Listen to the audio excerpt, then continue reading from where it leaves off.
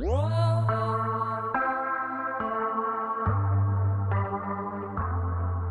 killer, no cap. Yeah, fuck nigga, no cap. Get back, little nigga, get smooth, thinking that shit rap. Blew a lot of money, but I made shit back. I'm big dog, little bitch, this facts, fuck nigga, no cap. Hey, Ryan, where was you at? I'm working up. The day you got the call to start Black Ink. Shit. You remember what you was doing that day? Shit, I was at the shop. Yeah, I was at the motherfucking shop. And it wasn't like a call to start. What it was like I had been approached for a couple shows before, like, you know, Ink Masters, you know what I mean? I really wasn't with that shit. I'm like, nah, I ain't no fucking Ink Master. Like, get that shit to some motherfuckers who really... What's the Ink Master? Like when they at the tattoo type, big ass, like...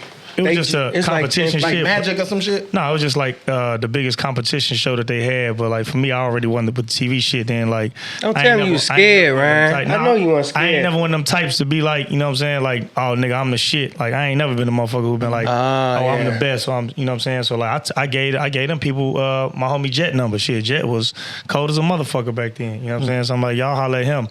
And then one of the last times I had got approached to do this one show called Street Ink. And then they wanted me to like fly out to LA with a bunch of other artists from around the country, and then we start this shop in LA of all these dope artists, and then make it be that. But I'm like, shit, you know how that happened? I'm like, man, I'm cool. You know what I'm saying? Like, man, I got a fucking team here. We the shit. I fuck with them. You know what I'm saying? And I ain't leaving them. You know what I mean? I know many other motherfuckers would, and I'm like, man, I got my team here. And what I did was I wrote up bios on all of my team. Like me, Cat, Van, Four, Jet, and Ace. I had wrote up bios and let them know. And what they ended up saying was like, shit, nigga, you got a better fucking real thing going on than the shit we was trying to make up. So what you feel about us trying to shop into the network, see if we can get the spinoff from Black Ink over in Chicago? And I'm like, I mean, y'all tried, you know what I'm saying? But shit ended up working, ended up coming back with it. And then shit, it was like, all right, well shit, man, the network fucking wanted, we gonna shoot a pilot. You know, even then I was like, shit, I don't fucking know. But, you know, as Dia tell you, you know what I'm saying, we had always been having meetings about, you know, uniting the city. You know what I'm saying? It was always a big ass thing about, you know, fuck with him or don't fuck with him. Don't fuck with him, don't fuck with him. You know what I'm saying? But like, I wasn't never really with that shit, you know what I'm saying? Cause it was real divided like that. So it's like, nigga, and then the people that I had in the shop, you know what I mean? A bunch of them was working in a crib. You know what I'm saying? And I knew a lot of these motherfuckers. So if I respect them and think that they worth way more, and I moved out into a damn, you know, out my crib into private studios, and then I had the opportunity to create a shop. When I brought them into the shop, it's because I believed in them that they should be able to charge more and get paid what they worth because of, not regardless of their situation. If I got the leeway to do it, then I'm gonna fucking do it. So if I brought people in that shop to grow, how selfish would it be of me to deny them the opportunity to grow at the fullest extent just because I don't want to fucking do TV? Mm-hmm. So they ended up having to take it on. I was the last one to sign the contract because when I told everybody in the interview, everybody was geeked, like, oh man, let's do it. It's about the TV, shit like that. But I'm like, man, I ain't no TV motherfucker. You know what I'm saying? But again, I would be selfish to deny them the opportunity of growth when the goal was growth. So shit, we end up going with it and doing it. And shit, 8 years later, here we are. You know, #1 running show in fucking Chicago. You know, and congratulations. A lot of fucking loss along the way. Appreciate it. Thanks. Yeah, it's ups to that. You know, ain't come out with the best results of things happen, but shit, motherfuckers reveal their true colors and stuff happens when all that shit get into play, money and fame and all that shit. But I mean, you gotta let people be there. At least I did my job. I used to be a part of D. the team. Yeah, I was just finna ask that. Yeah, that's what I was about to ask him. Well, no, you good. Yeah. Okay, good. Yeah, raise it up because you got. You want it up? Yeah. You 5'3". You want to yell at that motherfucker like? You want to like a rapper? Yeah. Feel like now you feel like you in a booth. You need a hood now. I swear to God, I got 2 of them. So you was a part of the show, or No, what you were saying? No. Because D came on the show a couple times. But D was around because just regular filming, and they come. His ass wasn't no cast member. I was just around because I was around. I've been around. Yeah, he was just around the cameras. You know what I'm saying? What you and Ryan? How long y'all been locked in? Huh? How long y'all been locked in? We've been locked in for a minute. Yeah, I met D when I first started, but shit, D was the person who Did you start Van off on tattooing? Yeah, so D had started Van off on tattooing, and then I started like 2 months later after Van, because like the way it go is shit, nigga, me tattooing, I was broke. I just got laid off and shit like that, so I'm like, man, I ain't trying to fucking start robbing niggas again, but shit, this shit finna get critical as a motherfucker. Eastside shit. You know what I'm saying? So I'm like, you know, God, please help me. And then I end up seeing, that's how I met Van. We used to kick it over on 86th and Hermitage at the barbershop. You know what I'm saying? And the nigga had came up there and he was tattooing motherfuckers. And I was fucked up. I was broke. You know what I'm saying? So I sat there and watched him for like 2-3 days. And he was all cocky and shit, like, yeah, man, I've been doing this shit a month, man. Like, but I seen him, you know, tattoo every fucking body. You know, he tattooed everybody. I stayed up there and watched him till about 3-4 in the morning. Nigga made about $200-$300 tattooing for about 10 hours. But hey, shit, that was more than what I had back then. So I watched him like 3 days and shit. And he was telling me like, man, I went and got me a kit. You know what I'm saying? I just tried this shit my damn self. And like, nigga, I've been doing this shit. He's showing. Who ain't put that? He's showing us pictures and shit. That's the food. Don't worry about it. That's the food, man. That's Uber Eats.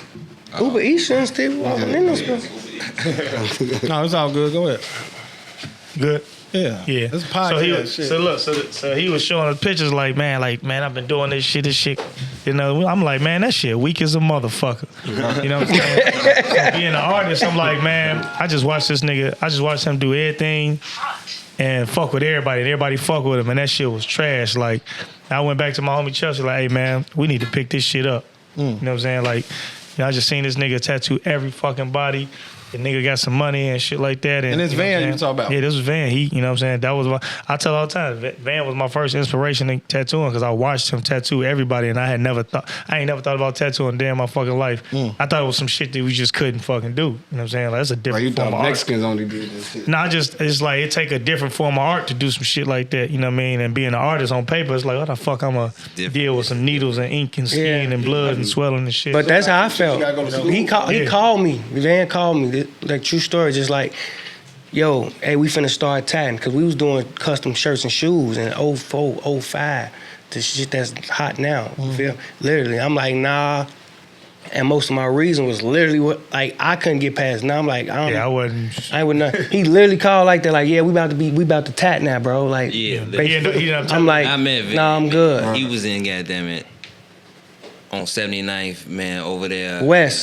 West over there, like right past Western. Right before West. Right, Claremont or something, whatever, right West, there though. Man, yeah. He was in there, he was painting shoes and clothes and shit, you know what I'm saying? So. Man, you rolling some shit up right there. Fool Ricky ran off with his shoes too. Oh, weed? Yeah, that's Hey, D. Yeah, I was gonna ask him that. Damn, that's weed in there? God on it. Hey, put that shit on camera. That shit's different. Yeah. Hey, look. So, Ryan, what's some of the pros and cons about living your life in front of the big screen? Shit. More cons than pros. Man. You know, I mean, I would say bullshit. I would say it's an equal amount, given that, Yeah, you Ryan know, to pass it to you. Talking, man. This ass can do two things at once. it's a blessing to be able to, you know, That nigga just cut me out with, man. yeah. He did. Yeah, He taking me a drink. because you was talking about some whole other shit. Yeah, I was talking about some whole other shit. yeah, You what just you cut. talking about? Go ahead, Don't you worry about nothing. Go Hey, look. I'm gonna get into this TV shit real That quick, ain't D. gonna Then we happen no more. But nah, basically, like, man, like to be able to motherfuckers who be on TV and then they benefit all from it and they just try to talk shit about it and all that stuff. I had a bunch of people, you know, leave my show. I've been seeing people leave TV and they talk all this shit about it. But like, man, you wouldn't be half the shit you was if you didn't have that opportunity. You know what I mean? Yeah, that's So tough. don't never, you know, fully knock this shit like Disrespect The that. worst mindset you could have is I was gonna be that shit anyway. You know what I'm saying? I hated motherfuckers who had that mindset. Like, you know, I got into it with a lot of people on my show that was in my shop because it was always a feud of like who was what or who was gonna do this, and it's like, man, Ryan Henry was straight by himself. But when I got with them people in that shop, I became a better person and a better me, and I never wanted to go back to just who the person I was just by myself. I grew way better with all of y'all. So the mindset of motherfuckers of, oh man, I'm gonna do shit my way, or otherwise I just go back to just being me. Like, that's a fucked up mindset to have. You know what I'm saying? Like, you thinking it's cool to just, you know, just be on your own certain shit. Like, no, man, I grew with my people. You know what I mean? I grew being on television. I grew and be able to fucking be seen and known and knowing what type of work that I put out and knowing what type of nigga I am from Chicago, and people in fucking Australia and Czechoslovakia and motherfucking Austria see what the hell you Czechoslovakia like and know what that means. That's you know cold. So like to be able to have that expansion, it'll never make me shit on, be like, oh man, fuck TV, you know. And realistically, growing and learning, like man, it's about what the fuck you do with that time that you there. You know what I mean? I fucked up a lot of the times that I've been there. You know what I mean? But also, I've been subjective to some shit that I put myself around. It take a real man to say what you just said. Man, it's because I know it now. But you respect the situation though, basically. You gotta I see it, though. Yeah, you Motherfucker respect the say, situation like, though. Oh, I'd have been here anyway. You don't know if you'd have been at the fucking. No, I get you. Anyway. But respecting the situation is good though. I get you though. Niggas would be like, oh, if I ain't never meet Jay-Z, then I'd have been up Yeah, there. no, you have to Like, respect the nigga. situation. You know what I'm saying? So respecting the situation You have to. is number one. And then, like I said, the cons of the shit is just that, you know, some people fish for fucking fame their entire life. And I think it really got to do with men and what we value. You know, a man values respect more than anything. You know what I mean? So if you ain't, you know, never had it, you gonna fish for it in something different. You ain't never had no block to go back to. A motherfucker be like, man, you done put in some work. You ain't never had no motherfucker be like, oh man, you beat the shit out of fool in 4th grade. You know what I'm saying? You talk about it 10 years later, or you wasn't never prom king, or you know what I'm saying? You even after you leave a woman and she still say like, you ain't shit, nigga, but I fuck with you because you a real nigga. I mean, niggas fishing for respect and everything. And if you get jump started and fucking start getting fame, you get on TV or some shit like that, you try to equate that fucking fame to respect, and it ain't it. Lose yourself. You know what I mean? You get lost in that Yeah, shit. You know what I mean? You lose start yourself going for for more sure. fame than fucking money, and you start altering the way that you do things, and it'll fuck up a lot of shit. So the cons of that shit is, I would say for me, is a lot of the things that I've lost along the way, the friends, the relationships, the shit that I put around me because I let shit be around me that should never be around. Wouldn't have never gotten around you due to VH1, but you can't blame them though. So I feel you. 80-year-old woman, I wanted to say amen for that. We definitely Say have that wrong shit niggas. though, 80-year-old woman. I mean, let that D shit get his deserved. out. Yeah, so basically, you just Who cut you off? stay focused. Oh, Dude, Cut him off. Nah, man, that's old, man. That's old, man. We tell hey D. we moving What the on. fuck is he on? What day, bro? Over there. Over this way. That way. Hey, that shit cost right there. No, we ain't shop now. Don't fuck up a boy, G. Damn. Don't fuck up your. I know you ain't, G. That little weak ass boy, man. Yeah, you right there. It don't cost nothing. Oh yeah. It's not. I wasn't even tripping. Appreciate it. It's not. No, go ahead though. Tell us. We bought you a bag. Before somebody interrupted you. I don't even remember what we were talking we wasn't about. even talking about that no more. We going on. No, but I still wanted to hear that though. What, the story about how I met Van? Yeah. I met him on 79th. He was working. I met him on 79th. He was working at a barber shop. It was a barber shop / beauty salon over there. But it was right before, where was it at? Right before Western. Right before Western. So, Ricky Skills ran off with that man's shoes. that man say Ricky Skills. Ricky Man, I Skills. ain't heard that name. Shout out to Ricky Skills, man. Yeah, shout out to him, but this is an old story, but that's what happened. No, I met him On the old story. And on 79th, he was painting shoes and clothes and shit like that. So, you know what I'm saying? And I just, you know what I'm saying, asked him the difference. You know, Yeah. tattooing or painting shoes and clothes. You know what I'm saying? He was a good artist, you know what I'm saying? I just wanted to see if he wanted to come into this world. So once I did that, you know what I'm saying, he got to teaching him and shit. I told him just don't waste my time. You know what I'm saying? I'm gonna give you this shit, just don't waste my time. I taught the nigga, so. So you an OG with this shit. Van always acknowledged that D put him, like, he always be like, this the nigga that put me in. Word on the street, dude been tatted since he was like 15 or some shit. Young nigga. Yeah. Slow down. Yeah, I heard. For real, this facts. Yeah, facts though. Yeah, I was doing You know, I used to hang. So, in high school. Yeah, South Shore, nigga. Oh, shout out I was to the doing South shit in Shore. the locker room, nigga. in See? the shower That's and tough. shit, nigga. yeah, that's tough. What the fuck made you want to do tattoos though? I was just a sick little nigga. That's all. I was sick. Because back in them days, like, Yeah. you know, when we was younger, Everybody like, here tats, nigga. Back then, we ain't start getting tattoos until Iverson, to be honest. I hear tats. Niggas saw when I AI, was then like niggas got 12. tats. I got my first one. I was like 12. Iverson changed the NBA with it. Man, when Iverson first Yeah, came, he they changed said the that world was with prison it. shit. You right, he changed the world with it. But he did go to prison though. Yeah, that's. Man, his ass was 12 when he went to got prison. his ass from prison. Hey, Ryan, why was y'all talking about Skills' fingers, G? That's how you know that nigga if you seen him. Yeah, it is. Hey, And look, I got one women. of Hold on. those Me too. I broke my shit fighting. I broke. Look, me too. He do too. Yeah, look. My shit, What happened to it? I broke my shit, never fixed it. No, his shit like this. No, what happened to his? Oh, his Y'all know the different. story? What Oh happened? no, to who? Yo, who the fuck you? You know the story? Hold on, he know the story to Ricky Skills' finger. Been out here too long. Listen. Man, I tell just know us. he raw with that motherfucker. He is raw though. Hey, he raw. He raw in the pain. Is he still living? Gee, he did the wall. Yeah, Ricky Skills. Yeah, Get the fuck out. He did. Ricky Skills got out of there with all. Hey, only the right shoes. He didn't even have the left shoes. Rhyan did artwork on like 4 pair, all white, different pair of ones. Boy, All stole four, somebody's shit, all boy, four they right got shoes. them. Got up out of there on his ass. So he stole somebody's shit. and that's I like let him his over finger there in like that? Smashville. This Shit, old though, he was over there working on Ricky the ass stuff. still making money painting murals and shit. This old. Sorry I brought it up, but that's your motherfucking past. You got to deal with that. But he'll tell you though, like, cause he told me his story, like how he used to be fucked up doing drugs and shit. Yeah, see, that's what I'm saying. I don't know how. I What like was, his energy though when I met him. well, look, Davo, that's why I never mentioned the situation because I don't know his shit. So I just laugh They did about like the movie, he though. still got up out of there with 4 right shoes. Yeah, they Four right, broke his 4 finger. white Yeah, Fazos. nigga, what you talking about? Nigga steal my shit. They stole it. He stole it. That's simply what happened to the finger, man. He ain't even go get his shit fixed. His ass. That's what happened. For Ricky, your ass grimy. Hey, No, D, fuck all that. D, this man really. No, D, I'm on your ass. Hey, D, this is no. I ain't gotta tell you, but Ricky Skills. That was it. That's all. That's the story. hey, Oh, Ricky Skills stole. They broke it. Boom. That's it. That's what happened. what I do? Nah, you be knowing shit. Swear to God, boy. Listen. You be knowing shit. I just gotta get on your ass because that story was so short. You like, y'all don't know how he got his finger broke? Nigga stole that and they snapped. I'm damn, that's it. What you want me to tell you some names? No, you right. Told you what happened. Right. 7, 8, and 11, and It 12. was probably why he was on them drugs, but he stole some shit. And, yeah, okay, come here. Right. And you steal again. What you talking about? Hey, I like it though. I like it. Hey, consequences and repercussions. I like it. We was just talking about that. Shorty will hit your ass with a switch in 2022. Try to tell him anything. Yeah, ain't no. Your ass gonna be left where you stand. Ain't no big homie shit.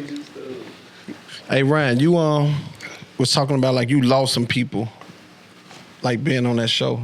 Like, what was the cause of that? Was it because like you was tripping? Because like I literally watched the show probably 10 times. Honestly, I'm a sports nigga. Yeah, I just really started watching reality TV show. You know how we grew up? That shit was like I ain't finna sit there and watch I that. ain't never watched that shit before I was on it. Most of the No. cast don't really watch it. I don't go. Catch up on it before he was finna come on? I'm gonna tell you this, G. I do natural shit. This ain't no script. I ain't finna go and read his whole fucking life story. Yeah, we don't though. I I ain't don't do gonna that. lie That's to fake you. to me. We So just I'm gonna come talk kick about it. the shit that I know about him. Anything else that he want to put out there, he gonna put out there. I ain't finna go sit home like I know stuff. Church. Like It ain't really fake, bro. If you that just ain't your style, cause no, nigga, like, it ain't. cause them I other like it people to be gotta do natural. that. You know what I'm saying? Because 9 times out of 10 when you doing this shit, like Nigga, once you get to I'm glad the talking, name hold more weight than just goddamn episodes. Yeah. Shit. that's what I'm saying. So I ain't finna come and just keep looking at the boards. It's So, a good question though, because people do Do it. that. Yeah, they They'll do. Yeah. do that and look up on it. And, People do it. Okay. But they different. They bloggers and You can hey tell D, when but a they motherfucker bloggers knows and shit. different shit. You feel me? They gotta do that. A press run of 40 motherfucking interviews, and then one of them motherfuckers know more than what's on that paper. Yeah. If you know the man a goat, and that's facts. Who? Appreciate Ryan. it. Oh, Yeah. he is. Go. I bumped him on Hosted on 18th Street. We had. Hold on. Come on, man. We ain't finna do no gay shit, man. Anyway, look. So I bump him on Hosted. Hey, Ryan said, hold on. He said, pause. You said I was coming down hard and I bumped So look, Bump this how I Ryan. bump Stop Ryan. saying This that how. word, G. Anyway, That's I how ain't Ryan finna change up how I want to talk now. Gee, just say you ran into folks. You can't Stop saying tell. you Anyway, so look, I bump into Ryan Henry.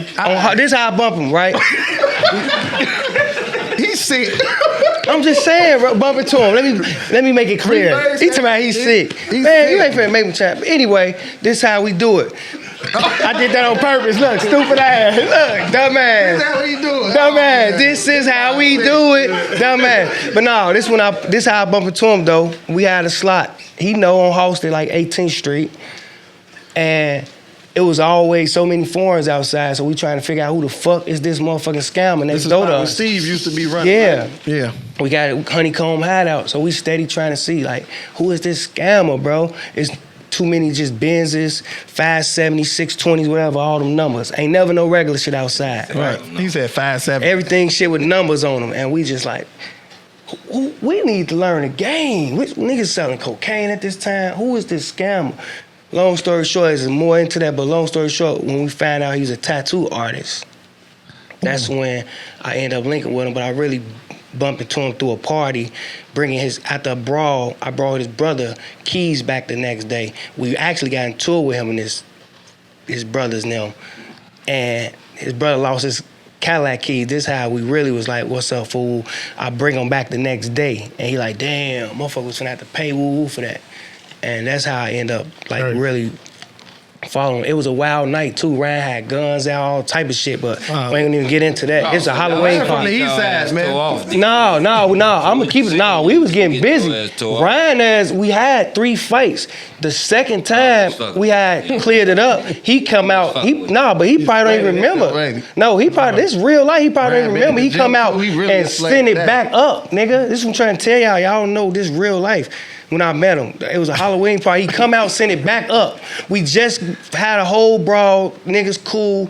It's cool. I swear to God, this nigga come out. I know him remember. I remember this time. He come out, send it back up. Man, who, what? One of y'all homies had that yellow shirt on and shit. Oh, see, dude. I'm like, it was me and Chip Nice now. And I'm like, Tatt. This is when I was calling him Tatt. I didn't even know him. I'm kicking him like I really knew him. I'm like, Tatt, it's cool. He turned, he sent a whole nother brawl up. This is a true story. And I've been literally like fucking with him since and shit. So Ryan, you been thugging, huh? Man, I don't know what listen, man. I'm a father. I'm a man of God. No, this was old though. This was definitely old. No, it was old. But you got you gotta realize, like, in the position I'm in, I'm 35 now, somebody new learns about me every day. And then the way that they learn about me, it's probably through the internet, it's probably through TV, it might be about something, Client. So, and on top of that shit, I'm saying, I'm a nigga from over east and I got fucking goddamn, I'm mixed, nigga. My daddy Japanese and shit, you know what I'm saying? So, like, never knew that. I look like a nigga. I never ever fucking knew that. Shit that I've never been on, you know what I mean? So, like, I'm halfway. I just off top. Motherfuckers see me in the calm space that I'm in. Motherfuckers think I'm a hoe off top. You know what I'm saying? Which is the reason why we built. I thought you was Samoan. Shit anyway. You know what I mean? But because niggas be the first one to try a nigga and shit. By the time I got tried so much, I done put in more work than most of the niggas around because they ain't got tried that much. Hey Ryan, I know you heard this. I don't mean to cut you off. Pretty hair trick niggas, G. They don't realize like this nigga really out here. No, don't. But light skin, folks look like That's G-ball. what I'm saying. They don't really know like people bump he J. do. Talking about my nigga Scatter. Yeah, Scatter. Oh, see, Scatter. He know what's going on. He do You know hear that a lot. Oh yeah, nigga. When I first started coming over east, when I first started coming back over east, because I grew up on Ridgeland, and I moved away, and I came back, and I was working rehab over on this building, 68th and Merrill. Motherfucker pulled up dead on me like, hey man, motherfucker told you, like, hey man, you better watch it. You look just like this nigga named Goldie around here. And I was like 16, so I ain't know. He was cracking too at that you look time. just like this nigga That's named the wrong Goldie, type of man. nigga to He look might have like. been pulling up on me on some shit, but he was like, man, I thought you was this nigga named Goldie around here. Like, man, be careful with yourself. And then my big cousin, he a folk from over there, so he started letting me know. Brother. Yeah, but shout out to Goldie, man. Shout out to Bump. I don't want to look nigga, like man. Bump, brother. I just talked to Goldie last week, so. Yeah. But now they was telling me back then, like, man, you look like this nigga named Goldie. Yeah. But, you know what I mean? Like, hey, nigga, that's the wrong nigga to look like over here. Yeah. Was at that time. You didn't want to look like Scatterman. You think his name was Scatterman for nothing? You better Scatterman. Shit. Motherfuckers were watching that Superfly.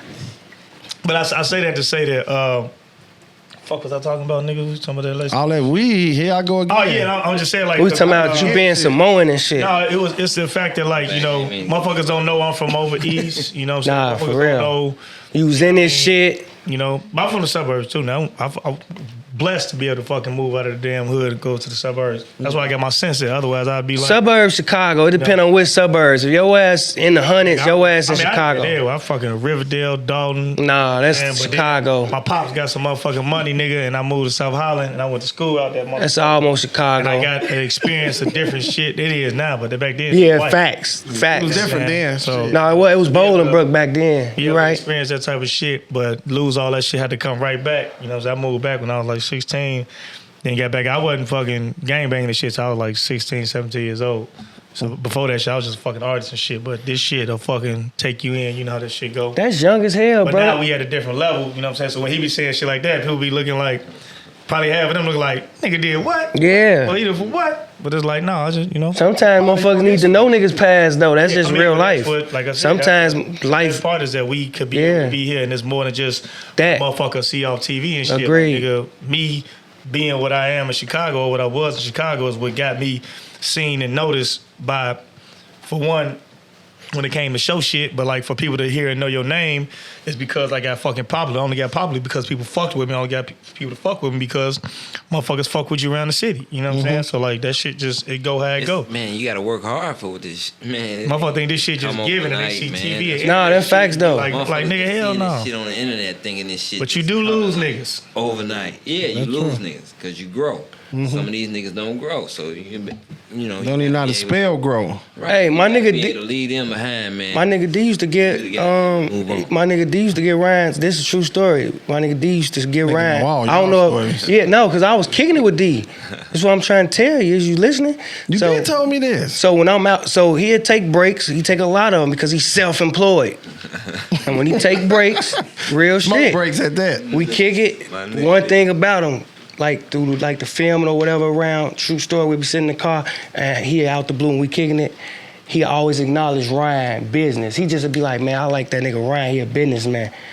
This true story, right? Yeah. And I just ask him, you know, like why, and he'll just give him his praise, like, see, he understand this shit, he understand what's going on, everybody else mad, everybody, and we just sit and I just be like, yeah.